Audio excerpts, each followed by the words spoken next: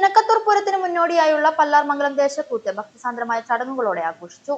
വെള്ളിയാഴ്ച രാവിലെ 6 മണിക്ക് കാവ് മൈതാനത്ത് നടന്ന ഈടുവഴിയോടെയാണ് ആഘോഷങ്ങൾക്ക് തുടക്കമായത്.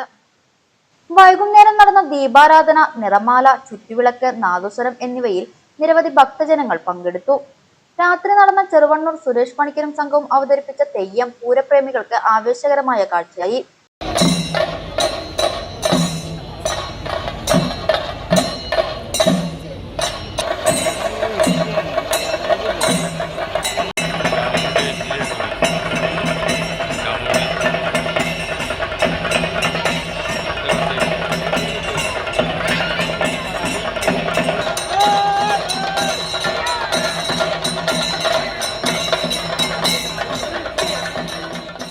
തുടർന്ന് രാത്രി 9 മണിയോടെ കേളി, പറ്റ്, കൂത്തുമാടം കൊട്ടിക്കയറൽ, തുടർന്ന് കൂത്തവതരണം എന്നിവ നടന്നു.